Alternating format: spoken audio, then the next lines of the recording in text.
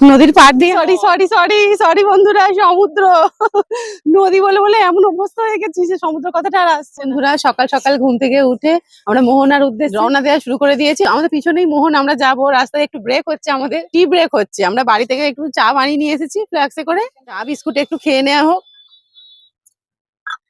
আদা দিয়ে লিকার চা আর বিস্কিট খেয়ে আমরা হাঁটবো। ওখানে গিয়ে আপনাদের সঙ্গে শেয়ার করবো ওখানে কিরকম মাছ আছে আর মোহনার পরিবেশটা এখন কত সুন্দর। বড় বাবু চা বিস্কুট খেয়ে নাও, এনাও তোমার বিস্কিট, বাড়ির গ্লাস চায়ের, ক্রিম কেক আর বিস্কুট। কেমন খাচ্ছ? অনুভূতি কেমন? এ ভাই এনে নিয়েছিস?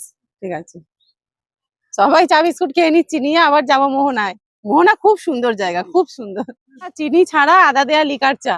এই যে সমুদ্রের পাড় দিয়ে আসছি, কি ভালো লাগছে কি বলবো। সমুদ্রের উত্তাল ঢেউ, দীঘার সমুদ্রে সকালবেলা শান্ত স্নিগ্ধ একটা পরিবেশ, সুন্দর একটা আবহাওয়া, মাথায় নীল আকাশ। এই যে আমার ভাই আর আমার স্বামী দাঁড়িয়ে আছে, দারুন দারুন দারুন দারুন। যে আমার বাবা মা আর আমার বাবা শুধু বলছে একদম সমুদ্রে নামবি না, চোরাবালি। এটা চোরাবালি না, এত সুন্দর লাগছে কি বলবো। মনে হচ্ছে না নিজেই চলে যায়, যত ইচ্ছা যত দূর চোখ যায় একাই হেঁটে হেঁটে চলে যায়। একটু তাড়াতাড়ি বাড়ি মানে হোটেলে ফিরতে হবে, রান্না তো হোটেলে খাচ্ছি না, যেহেতু করতে হবে। গতকাল আর আপনাদের সঙ্গে শেয়ার করা হয়নি রান্নাগুলো, এত মানে টায়ার্ড ছিল সব, রান্না বান্না করে খাওয়া দাওয়া করে একটু রেস্ট নেওয়া হয়েছিল।